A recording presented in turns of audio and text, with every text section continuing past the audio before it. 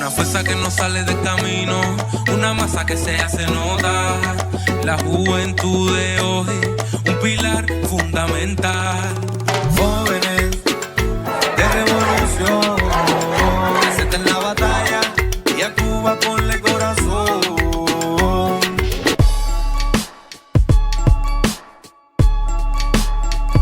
Buenas noches, familia de Jóvenes en Revolución. Abrazongo fortísimo. Ya son las 9 de la noche y retumba nuestro cañonazo antiimperialista. Un cañonazo contra la mentira y la manipulación.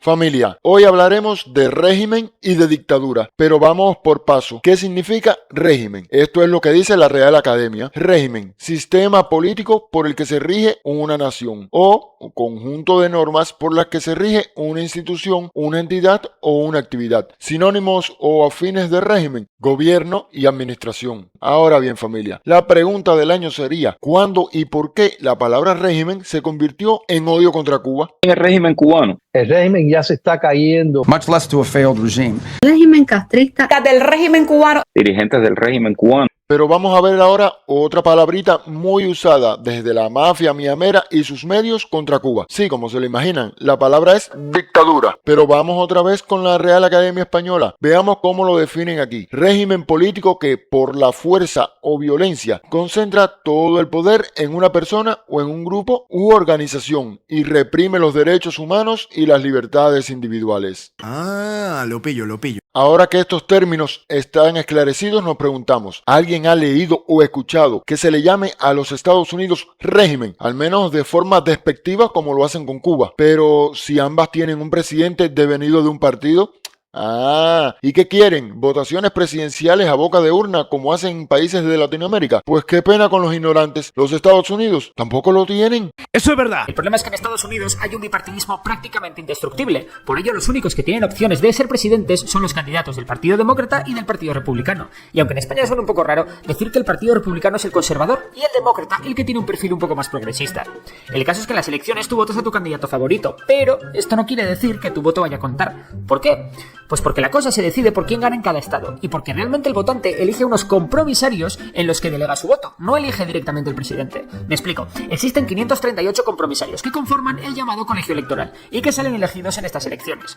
El que obtenga el apoyo de 270 o más gana las elecciones. ¿Y quiénes son estos compromisarios? Bueno, pues son unos señores o señoras designados por los partidos políticos de su estado que se comprometen a apoyar al candidato de ese partido, aunque pueden traicionar a su candidato y de ahí que sea mejor ganar las elecciones por muchos compromisarios, para no llevarse sustos como los de las elecciones pasadas, donde 5 demócratas y 2 republicanos rompieron su compromiso. Cada estado tiene asignado un número de compromisarios en función de su población. Pero la exigencia de votaciones solo es con Cuba, porque muchos países del mundo tienen su forma de votación diferente.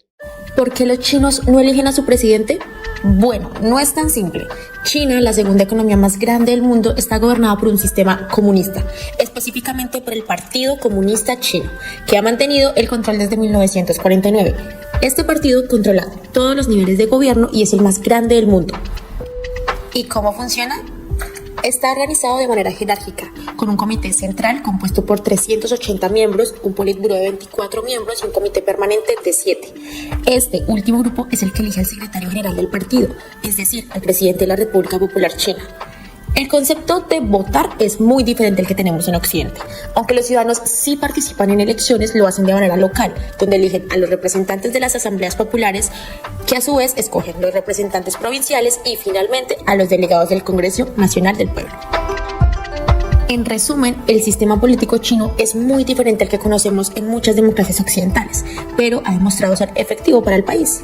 A los chinos les ha funcionado y ha permitido un rápido crecimiento económico y un desarrollo sostenido, gracias a una planificación que no se limita a los próximos 4 años, como ocurre en muchas otras naciones, sino que se enfoca en estrategias a largo plazo. ¿Y qué hay con la cacareada democracia y respetar la libertad de elección? Cada país acuerda su forma según su experiencia. Y otra que siempre proclaman sin ninguna prueba es dictadura. Una dictadura es un sistema de gobierno en el que una sola persona o un grupo pequeño tiene el poder absoluto y no está limitado por leyes o constituciones. Este tipo de régimen suele surgir de situaciones de crisis o conflicto, donde se justifica la concentración del poder para restaurar el orden o salvar a la nación. Un ejemplo clásico de dictadura es el régimen de Augusto Pinochet en Chile, que gobernó con mano de hierro desde 1973 hasta 1990 tras un golpe de Estado. Exactamente, buen ejemplo. Aquí los que peinan canas o los leídos e instruidos recordarán los asesinatos de miles de personas. Pero no solo en Chile, la Operación Cóndor, creada por Estados Unidos y la CIA, se extendió a buena parte de América del Sur y Central, Argentina, Uruguay, Brasil, Nicaragua, El Salvador, entre otras. Imagina que la policía irrumpe en tu casa, tortura a tu familia y la desaparece por pensar distinto. Amiga, amigo de Latinoamérica, es importante que se conozca esta historia. Se cumplen 50 años, medio siglo, desde que un grupo de generales latinoamericanos articuló un plan en colaboración con Estados Unidos para eliminar a quienes pensaban distinto. La llamaron Operación Cóndor, y aquí te la explicamos fácil en 4 sencillos puntos. ¿Cómo inició? 28 de noviembre de 1975, Santiago de Chile. En una reunión de seguridad, militares sellaron un pacto: exterminar a quienes querían un mundo diferente al que ellos planteaban. Comenzó un plan frío, letal. Organizaciones de derechos humanos apuntan a la CIA como su arquitecta. ¿En qué consistió? Fue un pacto de sangre entre las dictaduras de Argentina, Bolivia, Brasil, Chile, Paraguay y Uruguay. Una máquina de desaparición y muerte financiada por Estados Unidos, que arrasó con militantes, sindicalistas y estudiantes para consolidar el poder de las élites mediante el terrorismo de Estado, encubierto por la impunidad de los gobiernos militares del continente. ¿Qué pasaba en el mundo en tiempos de la Operación Cóndor? Era la Guerra Fría. En América Latina, Estados Unidos decidió que para contener el comunismo, el país tomaría un rumbo propio. Financió golpes, armó militares y solventó campañas como la Operación Cóndor, que no solo eliminaron personas, también proyectos de país, gobiernos populares, reformas agrarias, justicia social. ¿Por qué fue estratégica la unión represiva de las dictaduras de la región? Las fronteras dejaron de ser refugio. La represión cruzó todo el continente. De Buenos Aires a Asunción, de Montevideo a La Paz, se compartieron listas negras, se coordinaron secuestros y se intercambiaron prisioneros. Algunos los devolvieron en aviones secretos para ser torturados en sus países. A otros los lanzaron a ríos o al mar. Si te preguntas cómo confirmarlo, aquí están las pruebas. En 1992, tras la caída de la dictadura paraguaya, la más larga del continente, un exiliado halló en Asunción archivos militares con pruebas del plan y documentos de Argentina, Brasil, Chile y Uruguay. Papeles desclasificados de Estados Unidos e innumerables testimonios de víctimas también confirman estos crímenes. El Estado argentino ha identificado 814 centros clandestinos de detención. Organizaciones de derechos humanos estiman que entre 1976 y 1983 las fuerzas de seguridad de ese país desaparecieron a 30.000 personas. Lugares como la ESMA en Buenos Aires o Villa Grimaldi en Santiago, antes centros de tortura, hoy son espacios de memoria que conservan pruebas vivientes de este plan. Recuerden, familia, todas estas dictaduras fueron fabricadas por la CIA, que era quien llevaba las riendas. Pueblos que sufrieron una dictadura atroz, donde la violencia, tortura y muerte estaban a la orden del día. Todavía existen cientos de personas y niños desaparecidos por esta causa. En el caso de los niños de la presa, se entregaban a familias nobles al nacer. Por lo general, se hacía cuando ya los padres eran sentenciados a tortura hasta la muerte, o los vuelos de la muerte, donde los lanzaban vivos, atados y con lastre desde aviones o helicópteros al mar. Pero vean por sus propios ojos que es una dictadura. Lo que vais a ver a continuación es duro, es muy duro. Y es que las violaciones a los derechos humanos durante los más de 20 años de dictadura fueron constantes. En el año 2014 se creó una comisión de la verdad que esclareció que en total hubo 434 muertos y desaparecidos, además de miles de casos de detenciones arbitrarias y torturas, en las que participaron 377 represores que fueron identificados, aunque no condenados, ya que tras la vuelta a la democracia hubo una ley de amnistía general que exoneró a los cómplices de la dictadura de terminar en prisión. Aunque en este informe final se reflejó que la dictadura militar brasileña fue menos sangrienta que otras de la región como la chilena o la argentina, en este documento nunca se incluyeron las miles de muertes de indígenas producidas también por los militares. Y espérate, que aún no has visto nada. Para Iván Seixas, el golpe de Estado de 1964 no es parte de la historia, es parte de su presente. Este exguerrillero fue encarcelado en 1971 y torturado por 6 años en esta celda, en el Departamento de Orden Político y Social de Sao Paulo, un órgano de la policía política. Hoy es un memorial de la resistencia. La dictadura brasileña duró más de 20 años y terminó en 1985. Aunque menos sangrienta que las de otros vecinos, dejó 400 muertos y desaparecidos, según reconoce oficialmente Brasil. Cientos de miles fueron presos por motivos políticos y las torturas eran frecuentes. Me colgaban de un palo de madera, quedabas atado y colgando con la cabeza para abajo, al mismo tiempo que 2 máquinas te daban choques eléctricos. ¡Santa madre! Grupos defensores de derechos humanos estiman que de las 30.000 víctimas mortales y desaparecidos de la dictadura, 5.000 entraron al edificio de la ESMA, la Escuela de Mecánica de la Armada. Pocos salieron. Fue el centro clandestino más activo y el más temido. Los sobrevivientes recuerdan escuchar la vida en las calles desde el cuarto de tortura, La Capuchita. La Armada Argentina decidió que los prisioneros que tenía en la Escuela de Mecánica fueran eliminados arrojándolos al mar desde aviones navales. Todos los miércoles se hacía un vuelo y se designaban en forma rotativa distintos oficiales para hacerse cargo de esos vuelos, de forma tal de que la mayor cantidad posible de integrantes de la Armada pasaran por ellos. Los que el día martes, o sea el día anterior, se los designaba para morir, eran llevados al aeropuerto de la Ciudad de Buenos Aires, al aeroparque, dormidos o semidormidos mediante una leve dosis de un somnífero y engañados, haciéndoles creer que iban a ser llevados a una prisión del sur. Una vez en vuelo, se les daba una segunda dosis muy poderosa, quedaban totalmente dormidos, se los desvestía y cuando el comandante de la aeronave daba la orden, que ya estaba informando que estábamos en una zona de mar adentro, se los arrojaba al mar uno por uno.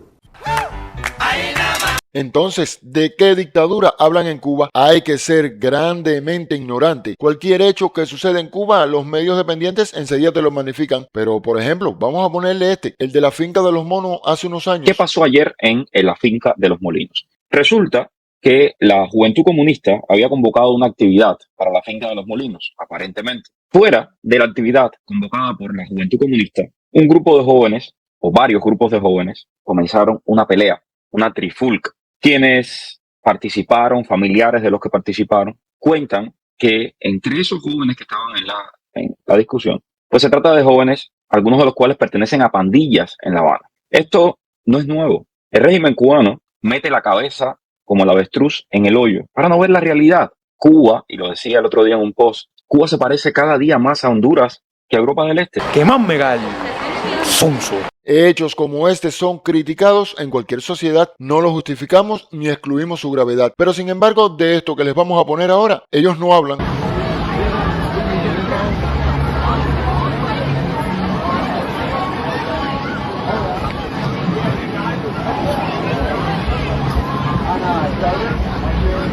Esto ocurrió hace poco en la Florida. Igualmente, unos jóvenes se volvieron violentos y comenzaron a atacarse los unos a los otros. Al igual que en la finca de los monos, se tomaron medidas con los infractores. Esto es solo un ejemplo de cómo magnifican los hechos cuando se trata de Cuba. Pero ahora demostremos dónde hay persecución, represión policial, violencia, discriminación racial, miedo y terror. Todo esto que les mencionamos ocurre ahora mismo en el gobierno de Trump. Miren, por ejemplo, esto no es Cuba, es New Jersey, en las afueras del centro de detención migratorio de Laney, donde manifestantes y agentes de ICE protagonizaron nuevos enfrentamientos durante una protesta por las condiciones dentro de la instalación.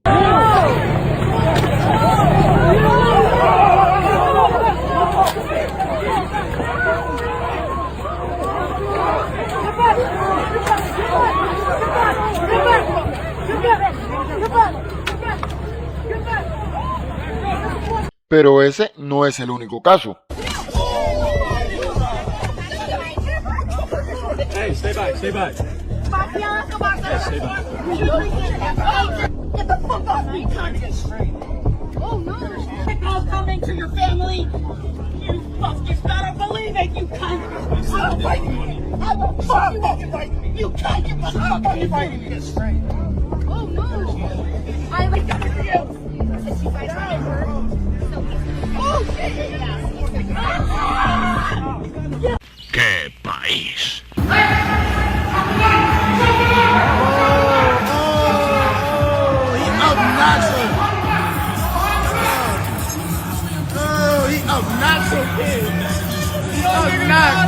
Up the notch, hold on. It's too much shit going on. Where's the A-Track? Oh, no, hold on.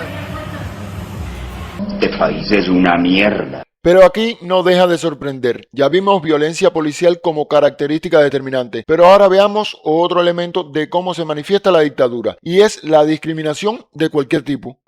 Solo porque saqué la bandera cubana, mira. Solo porque saqué la bandera cubana, mira. Racismo, eso no es otra cosa.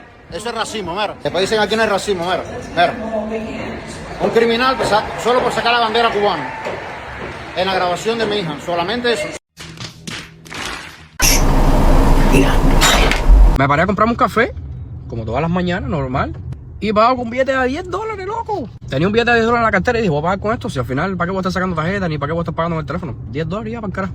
Y ustedes pueden creer que la vieja cabrona se puso a verificar si el billete era falso, hacer. Papi, $10. Era una vieja gringa. Mira, la vieja en primera no me miraba a los ojos. Miraba a los ojos, pero ningún minuto.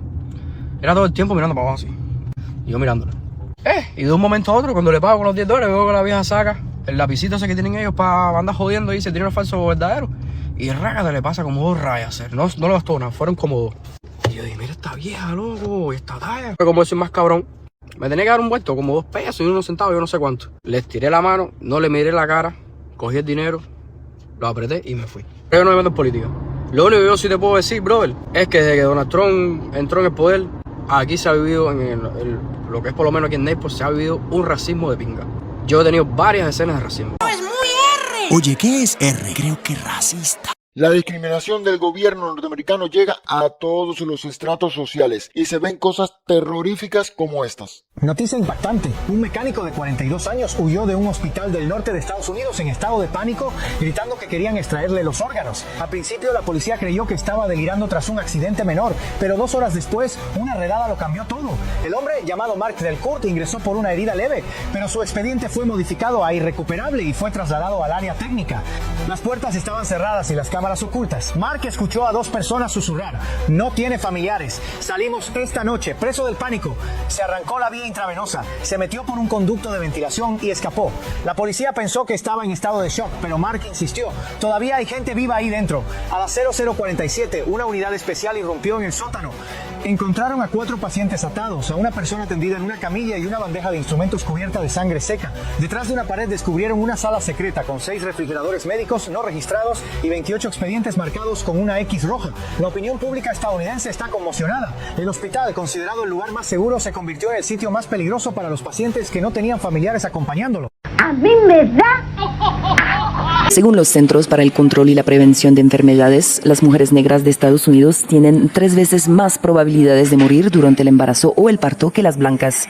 Atribuye estas disparidades a múltiples factores, como el racismo estructural, los prejuicios implícitos, las enfermedades crónicas subyacentes y la falta de acceso a una atención sanitaria de calidad. Newsroom from a horrified University Hospital employee claiming security had just wheeled a woman all the way out to the corner of Hancock and Ali, just off hospital property, dumped the elderly woman out of the wheelchair on the sidewalk, and left. Minutes later, we shot video of her, still in a soiled hospital gown and slippers, breathing hard under a blanket placed over her in 36-degree weather. Estados Unidos nos ayuda en la llama. Hasta ahí llega la discriminación. De nada de esto te hablan los medios desinformadores de Mierdami sobre Cuba. Pero ahora en Estados Unidos, sobre todo en el sur de la Florida, anda la persecución contra cubanos comunistas. Exactamente como la dictadura de la Operación Cóndor. Como si en Estados Unidos no existiera un partido comunista. Pues aquí tenemos a este títere cazando comunistas en Miami. Ni siquiera podía hablar con mi mamá. Ella completamente descomunicada. No sé si está bien. La tienen aislada. Nosotros llevamos muchos años aquí haciéndolo todo bien, el proceso de reclamación, la residencia, como todos los cubanos. Llevo aquí 12 años trabajando y pagando taxes. Yo creía que había venido a un país donde se respetan las instituciones y aparentemente no. No tengo muy claro cómo Marco Rubio puede tener la potestad de revocar una residencia sin pasar por un proceso de corte. Entonces estoy en este momento todavía en fase a tratar de hacerme con abogados que comprendan este caso, abogados de ley internacional y entender exactamente cuál fue la ley que violamos. Mientras tanto, Trump continúa haciéndose cada día más millonario y el ciudadano norteamericano cada vez más pobre. El anuncio contra Castro se hizo el mismo día en que estalló el escándalo por la eliminación de toda auditoría del IRS hacia la familia del mandatario. Esto ha provocado que la oposición y los críticos lo califiquen abiertamente como un acto de corrupción total para blindar sus finanzas personales mientras distrae al país con un conflicto internacional. Si me desayuno, no puedo almorzar porque no tengo bastante y pues tengo que cenar, ¿me entiendes? Para no irme a la cama con el estómago vacío. La fila sigue, y sigue, y sigue. Le da la vuelta completa a la manzana.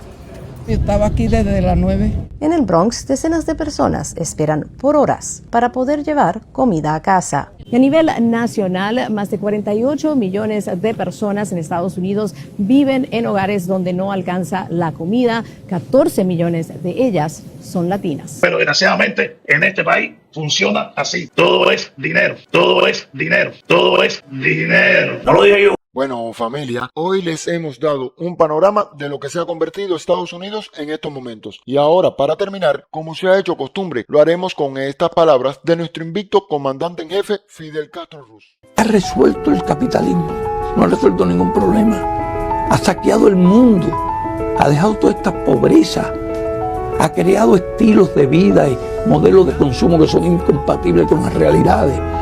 Han envenenado las aguas, los mares. Quiero decir los ríos, los lagos, los mares, la atmósfera, la tierra. Han creado el despilfarro más increíble. No debiéramos pensar en cosas más racionales, como sería la educación de toda la población, la alimentación, la salud, una vivienda decorosa, una cultura elevada. ¿Acaso el capitalismo nos ha, con sus leyes ciegas, su egoísmo como principio, nos ha dado a nosotros un modelo, nos ha enseñado un camino? Eterno comandante, un gran titán, por siempre tus ideas aquí estarán. Comandante, por siempre serás. Y más que tú hiciste historia en la humanidad, luchaste por este pueblo y su libertad. Tu legado será la continuidad. Hasta la vista, compay.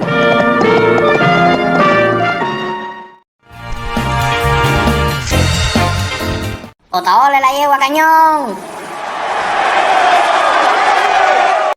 Hello, hello.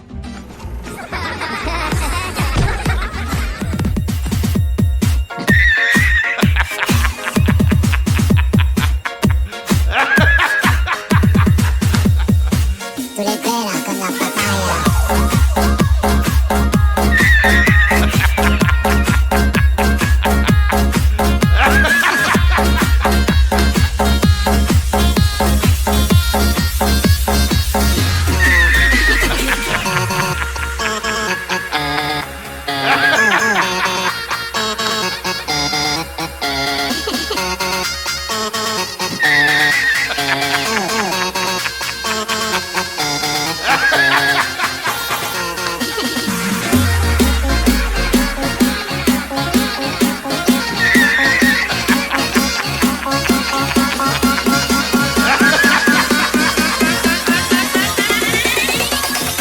Tú le pegas con la papaya.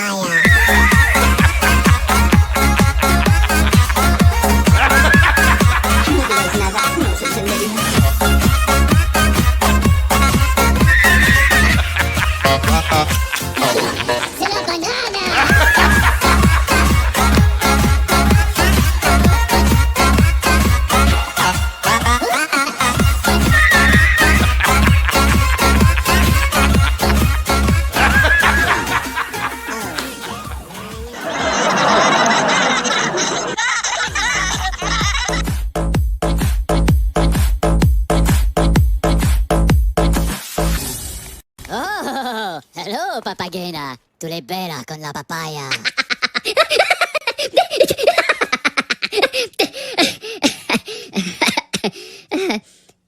¿No? Macareno. ¿No? Jóvenes en Revolución, invitándolos a que se suscriban al canal de Jóvenes en Revolución, nuestros hermanos, ahí están, son más duros que el Cahuirán, igual que el Titán. Así que suscríbete al canal de Jóvenes en Revolución y participa, da tu like, comparte la directa, que estamos batidos en contra de la manipulación mediática, en contra del embelequerismo y en contra de la traición a la patria. Así que suscríbete a Jóvenes en Revolución, que lo dice el Titán de Cuba, abrazongo.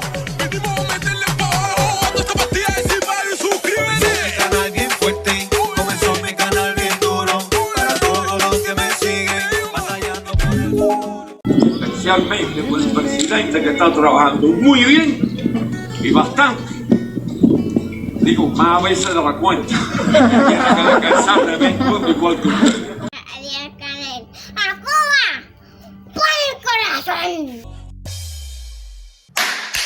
Vamos, que estamos perezosos con los dedos. Dale a suscribir. ¿Por qué? Porque subo vídeos todos los días. Y dirás, ¿cuándo? Pues pincha la campanita y así YouTube te avisa. No te tienes que molestar. ¡Ya, vídeo!